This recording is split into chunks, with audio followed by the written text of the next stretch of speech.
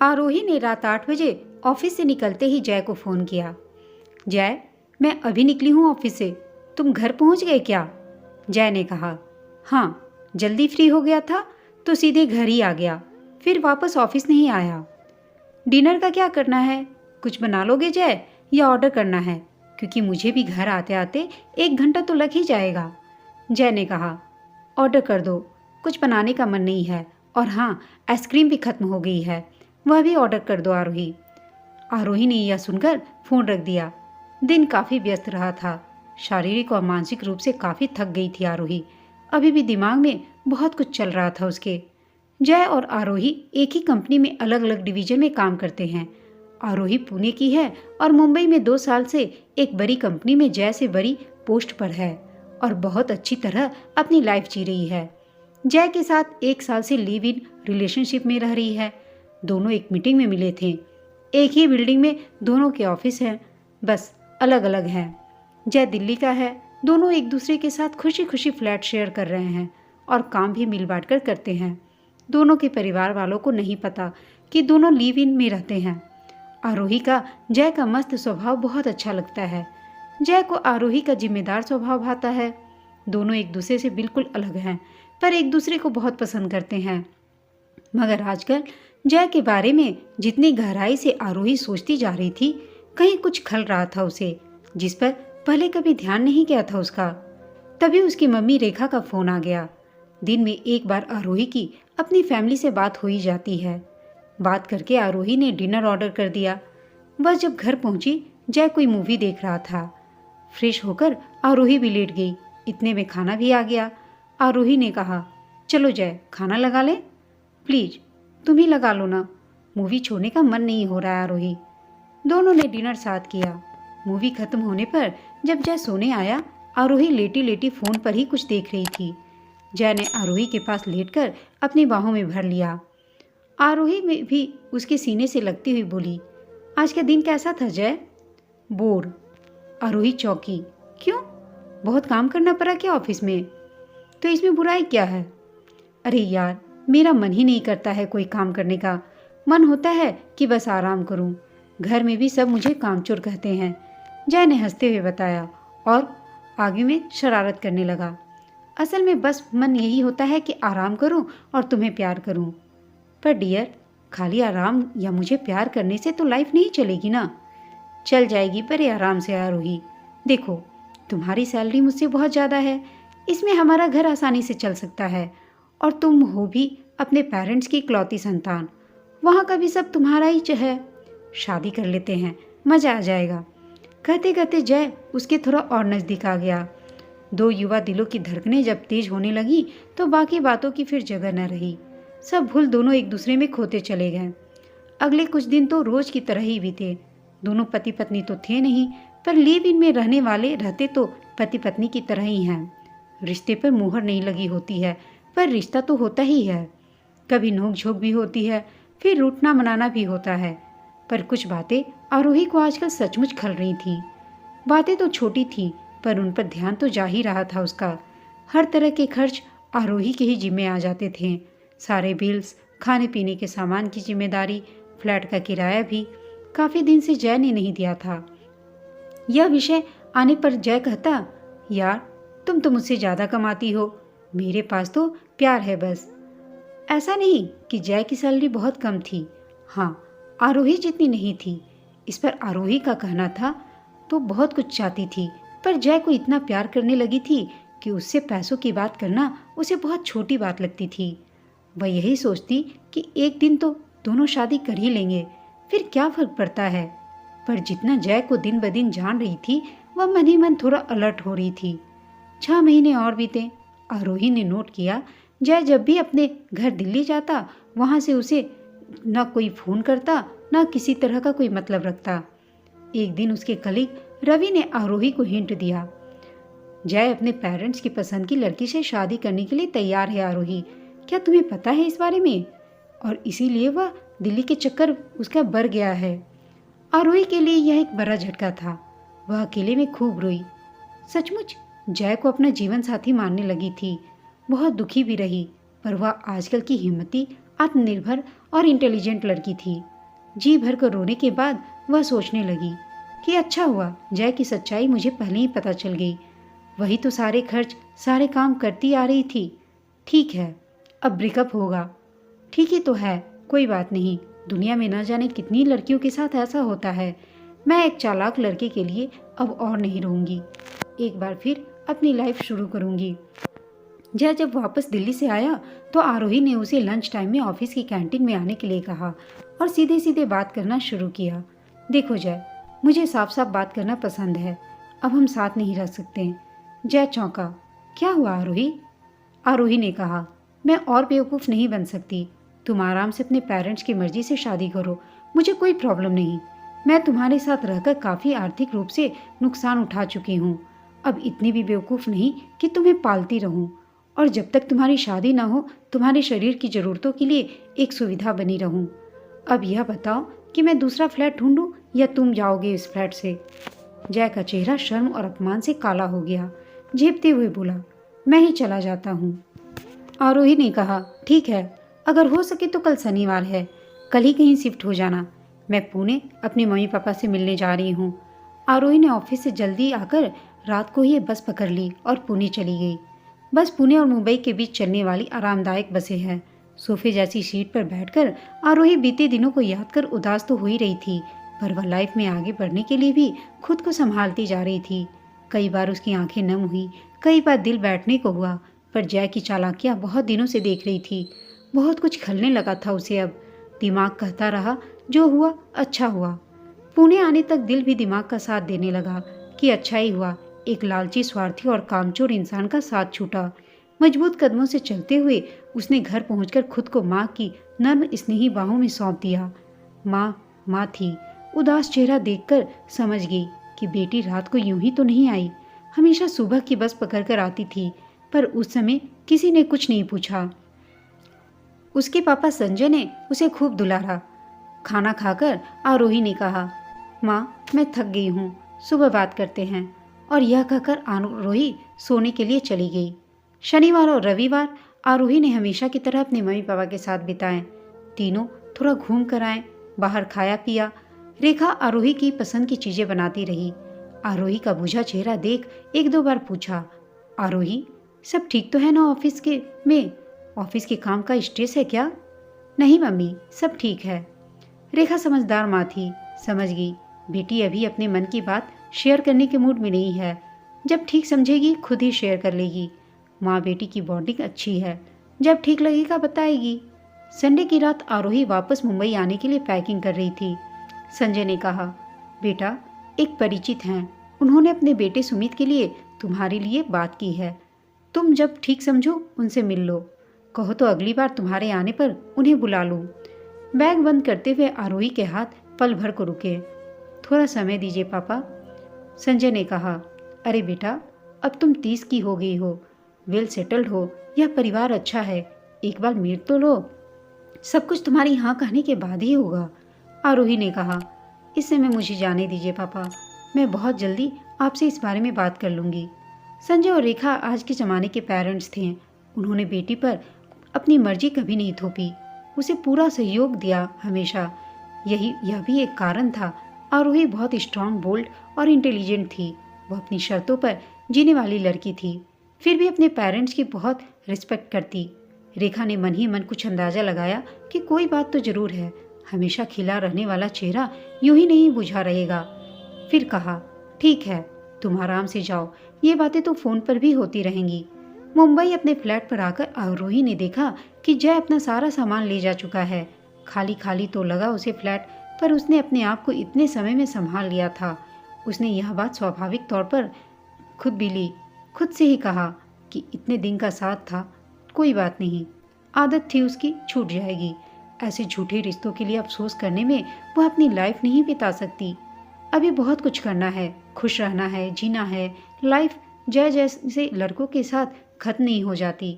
बस यह विचार आते ही आरोही रोज की तरह ऑफिस पहुंची। रवि ने बताया कि जय किसी दोस्त के साथ रहने चला गया है। तुमने जो किया ठीक किया। जय के ऑफिस की बिल्डिंग से आते जाते जब भी कभी उसका आमना सामना हुआ, आरोही के निर्विकार चेहरे को देख जय की कभी हिम्मत ही नहीं हुई उससे बात करने की। कुछ महीनों बाद आरोही ने पेरेंट्स के कहने पर सुमित से मिलना स्वीकार कर लिया। सुमित मुंबई में ही काम करता था। वह अपने 2 दोस्तों के साथ फ्लैट शेयर करता था। पुणे में सुमित अपने मम्मी पापा विकास और आरती और अपनी छोटी बहन सीमा के साथ उनके घर आया। पहली मीटिंग में तो सब एक दूसरे से मिलकर खुश हुए।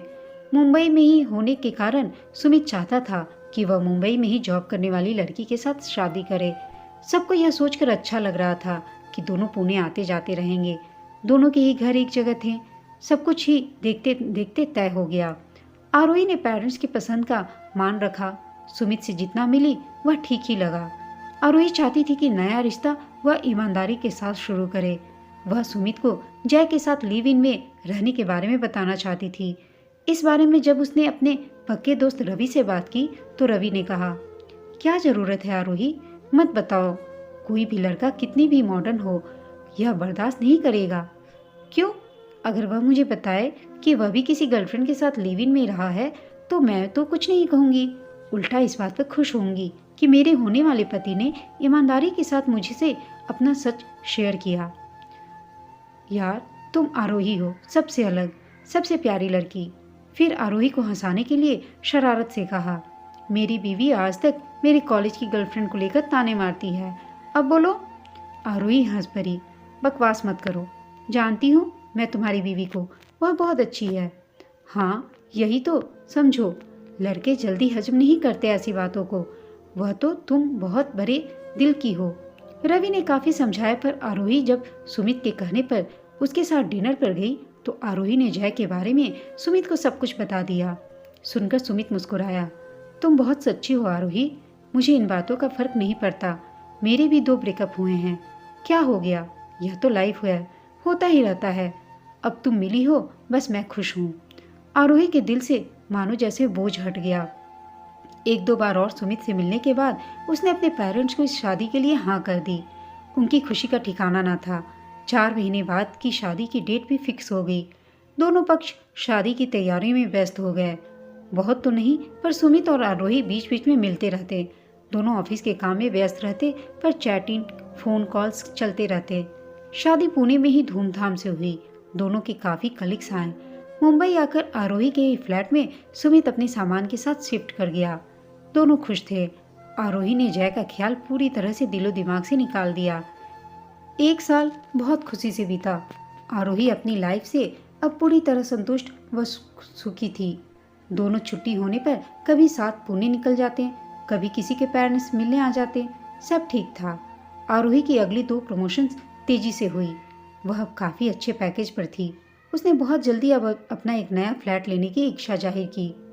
सुमित ने कहा, देखो आरोही, तुम्हारी सैलरी मुझसे अब काफ़ी ज़्यादा है, तुम चाहो तो ले लो। आरोही चौंकी, अरे मेरा पैसा तुम्हारा पैसा अलग अलग है क्या? हमारा भी प्यारा सा अपना घर होगा, कब तक इतना किराया देते रहेंगे? सुमित बोला, देख लो, तुम ही सोच लो, मैं तो अपनी सैलरी से EMI नहीं दे पाऊंगा, घर भी पैसा भेजना होता है मुझे। आरोही ने सुमित के गले में बाहें डाल दी और कहा, ठीक है, तुम बस मेरे साथ फ्लैट पसंद करने चलो, सब हो जाएगा। यह सच था कि सुमित की सैलरी आरोही से बहुत कम थी और जब से आरोही की प्रमोशंस हुई थी सुमित की मेल ईगो बहुत हर्ट होने लगी थी। वह अक्सर उखड़ा रहता। आरोही यह समझ रही थी। उसे खूब प्यार करती, उसकी हर ज़रूरत का ध्यान रखती। और जब आरोही ने कहा कि सुमित, मैं सोच रही हूँ मैं ऑफिस जाने के लिए एक कार भी ले लूँ, बस में ट्रैफिक में बहुत ज़्यादा टाइम लग रहा है, मज़ा आएगा, फिर पुणे भी कार से आया जाया करेंगे, अभी तो बस और ऑटो में बैठने का मन ही नहीं करता। सुमित ने कुछ तल्ख लहजे में कहा, तुम्हारा पैसा है, चाहे उड़ाओ चाहे बचाओ, मुझे क्या। कहकर सुमित वहाँ से चला गया। आरोही सुमित के इस बदले रुख पर सिर पकड़कर बैठ गई। 2 महीने में ही आरोही ने फ्लैट और कार ले ली। सुमित मशीन की तरह पसंद करने में साथ देता रहा। थोड़ा समय और बीता तो आरोही को सुमित के व्यवहार में कुछ और बदलाव दिखे। अब वह कहता, तुम ही पुणे जाकर सबसे मिलाओ, तो कभी कहता टूर पर जा रहा हूँ, 2 दिनों में आ जाऊँगा। आरोही ने कहा, मैं भी चलूँ, कार से चलते हैं, मैं घूम लूँगी, तुम अपना काम करते रहना, आने जाने में दोनों का कुछ मूड भी चेंज हो जाए। सुमित ने साफ मना कर दिया और वह अकेला चला गया। अब वह पहले की तरह बाहर जाकर आरोही से उसकी खबर बिल्कुल न लेता। आरोही फ़ोन करती तो बहुत बिजी हूँ, घर आकर ही बात करूँगा कहकर फ़ोन रख देता। सुमित पहले से बहुत बदल रहा था और इसका कारण भी आरोही के सामने जब आया तो वह ठगी सी रह गई। एक सुबह सुमित सो रहा था, उसका मोबाइल साइलेंट पर था, पर जब कविता नाम की उसकी स्क्रीन पर बार बार चमकता रहा, आरोही ने धीरे से फ़ोन उठाया और दूसरे कमरे में जाकर जैसे ही हेलो कहा, फ़ोन कट गया। आरोही ने यूं ही व्हाट्सएप चैट खोल ली और जैसे तैसे फिर कविता और सुमित की चैट पढ़ती गई। साफ हो गया था कि दोनों का ज़बरदस्त अफेयर चल रहा है। गुस्से के मारे आरोही का खून खौल उठा। साफ साफ समझ गया कि सुमित की बेरुखी का कारण क्या है। वह चुपचाप सोफे पर बैठी कभी रोती कभी खुद को समझाती। सुमित के जागने का इंतजार कर रही थी। सुमित जब सोकर उठा तो आरोही के हाथ में अपना फ़ोन देख चौंक गया। आरोही का चेहरा देख उसे सब समझ आ गया। बेशर्मी से बोला, क्या हुआ आरोही? आरोही ने कहा, तुम बताओ, यह सब क्या चल रहा है? तो तुम भी तो शादी से पहले लिव इन रिलेशनशिप में रही थी ना आरोही? आरोही हैरान रह गई, बोली, ये सब तो शादी से पहले की बात है सुमित, और तुम्हें तो मैंने सब कुछ बता दिया था। मैंने तुम्हें शादी के बाद तो कभी धोखा नहीं दिया। तुम तो मुझे अब भी धोखा दे रहे हो। असल में मैं तुमसे अलग होना चाहता हूँ आरोही। मैं अब कविता से शादी करना चाहता हूँ। आरोही ने गुस्से से कहा, सुमित, तुम्हें जरा सा भी शर्म नहीं आ रही? सुमित ने कहा, तुम्हें आई थी लिव इन में रहते हुए? आरोही ने कहा, पहले की बात अब इतने दिनों बाद करने का क्या मतलब? अब अपनी अय्याशी छुपाने के लिए मुझ पर उंगली उठा रहे हो? मैंने अपना ट्रांसफ़र दिल्ली करवा लिया है आरोही। आज मैं पुणे जा रहा हूँ कहकर सुमित आरोही की तरफ कुटिलता से देखते हुए मुस्कुराया और वॉशरूम चला गया। आरोही को तो कुछ समझ ही नहीं आ रहा था, यह क्या हो गया? अपना अफेयर चल रहा है तो गरे मुर्दे उखाड़ कर मुझ पर ही इल्जाम डाल रहा है। तब तक मेड आ गई तो वह भी ऑफिस के लिए तैयार होने लगी और चुपचाप सुमित को एक शब्द कहे बिना ऑफिस चली गई। रवि ने उसकी पूरी शक्ल देखी तो उसे कैंटीन ले गया और परेशानी का कारण पूछा। देर से रुके आंसू दोस्ती की आवाज़ सुनकर वह निकले। वह सब बताती चली गई। इतने में दोनों की एक और कलीग दोस्त सानिया भी आ गई। सब जानकर वह भी हैरान रह गई। थोड़ी देर बाद तीनों उठकर काम में लग गए। आरोही के दिल को चैन नहीं आ रहा था। फिर एक और धोखा, क्या करे अब वह? क्या यह रिश्ता किसी तरह बचाना चाहिए? नहीं, जबरदस्ती कैसे किसी को अपने से बांध कर रखा जा सकता है? यह तो प्यार विश्वास का रिश्ता है।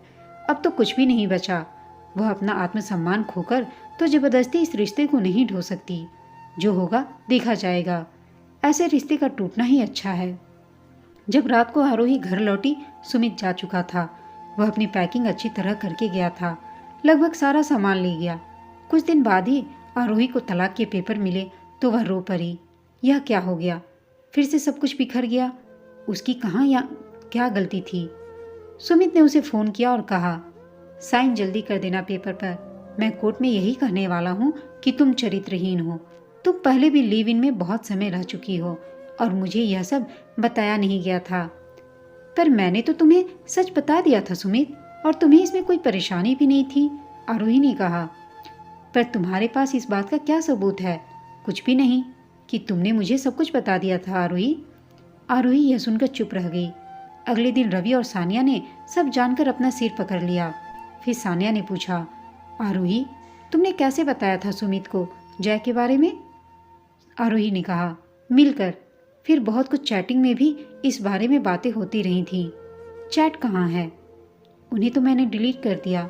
सुमित भी जानता है कि मुझे चैट डिलीट करते रहने की आदत है। अभी राजनीति में ड्रग केसेज में जो इतनी चैट खंगाल दी गई, वह भी नामी लोगों की, तो इसका मतलब यह मुश्किल भी नहीं है। और मेरे पास कविता और उसके अफेयर का सबूत है। मैंने जब उन दोनों की चैट पढ़ी, खूब सारी पिक्स ले ली थी। यह अच्छा किया तुमने आरोही। गुस्से में होश नहीं खोया, दिमाग लगाया। मेरी कजिन सुनील पुलिस इंस्पेक्टर में है, उससे मैं बात करती हूँ। सानिया बोली, वह तुम्हारी पुरानी चैट निकलवा पाएगा। इसे तो तलाक हम देंगे, बच्चों याद रखेगा। सानिया ने उसी दिन सुनील से बात की। उसने कहा कि सब हेल्प मिल जाएगी। रवि और सानिया आरोही के साथ खड़े थे। वीकेंड आरोही ने पुणे जाकर अपने पेरेंट्स से बात करने का, उन्हें पूरी बात बताने का मन बनाया। अभी तक आरोही ने अपने पेरेंट्स से कुछ भी शेयर नहीं किया था। सुमित आरोही से अब बिल्कुल टच में नहीं था। कभी कभी एक मैसेज तलाक के बारे में कर देता। संजय और रेखा पूरी बात सुनकर सिर पकड़कर बैठ गए। कुछ समझ नहीं आया। दोनों को जय के बारे में भी अभी पता चला था। क्या कहते, बच्चे जब आत्मनिर्भर होकर अपना फैसला खुद लेने लगेंगे तो समझदार पेरेंट्स कुछ कहने का फायदा नहीं है। यह भी जानते हैं जय के साथ सुमित के साथ बेटी का अनुभव अच्छा नहीं रहा। प्यारी समझदार बेटी दुखी है। यह समय उसे ज्ञान देने का नहीं है। इस समय उसे अपने पेरेंट्स का सपोर्ट चाहिए, कोई ज्ञान नहीं। और सुमित तो गलत कर ही रहा था।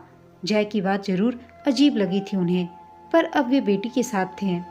संजय ने कहा, मैं आज ही वकील से बात करता हूँ। रेखा ने सुमित के पेरेंट्स अनिल और रमेश से बात की, मिलने के लिए कहा। उन्होंने आरोही को चरित्रहीन कहते हुए रेखा के साथ काफी अपमानजनक तरीके से बात की, तो सबको समझ आ गया यह रिश्ता नहीं बचेगा। रवि और सानिया आरोही के टच में थे। सुनील ने काफी हिम्मत बंधा दी थी। बहुत कुछ सोचकर सुमित को आरोही ने फोन किया। सुमित, मैं पुणे आई हुई हूँ, कल सुबह चली जाऊंगी। आज तुमसे मिलना चाहती हूँ। कैफे कॉफी डे में आज शाम को 5 बजे आऊंगी। ठीक है। पता नहीं क्या सोचकर सुमित मिलने के लिए तैयार हो गया। आरोही बिना पेरेंट्स को बताए सुमित से मिलने के लिए पहुंची। दिल में अपमान और क्रोध का एक तूफान सा था उसके। आज भड़ास निकालने का एक मौका मिल गया था। एक टेबल पर बैठा सुमित उसे देखकर जीत और बेशर्मी के भाव के साथ मुस्कुराया। उसके बैठते ही कहा, देखो आरोही, मेरे सामने गिड़गिड़ाना मत। मुझे दीनहीन लड़कियां अच्छी नहीं लगती। यह सुनते ही आरोही के दिल में कुछ बचा भी एक पल में खत्म हो गया। मजबूत स्वर में आरोही बोली, मुझे भी धोखेबाज लोग अच्छे नहीं लगते सुमित। आज तुम्हें बस इतना बताने आई हूँ कि मैं जाकर तलाक के पेपर साइन कर दूंगी। अभी तक पूरी तैयारी भी तो करनी थी। सुमित उसकी आवाज़ को मजबूती पर चौंका। कैसी तैयारी? तुम मुझे चरित्रहीन बताने वाले हो ना कोर्ट में। मैंने भी तुम्हारी और कविता की सारी चैट के फोटो ले लिए हैं और इंस्पेक्टर सुनील हमारी वे चैट निकाल रहे हैं जिनमें मैंने तुम्हें साफ साफ जय के बारे में पहले ही बता दिया था और तुम्हें उसमें कोई आपत्ति नहीं थी। तुम्हारे ऊपर तो ऐसी बात उठेगी कि किसी लड़की को आगे से धोखा देना तुम भूल जाओगे। सारी अय्याशियां न भूल जाओ तो फिर कहना। मैं कभी कमजोर लड़की नहीं रही। तुम्हारे जाने का अफसोस हो नहीं सकता है मुझे। मैं खुश हूँ कि जल्द ही तुमसे पीछा छूट गया। मैं तो एक बार फिर जीवन में आगे बढ़ने के लिए पूरी तरह तैयार हूँ। अब कोर्ट में अपने वकील के साथ मिलेंगे। कहकर मुस्कुराते हुए आरोही खड़ी हो गई। फिर कुछ याद करते हुए बैठ गई।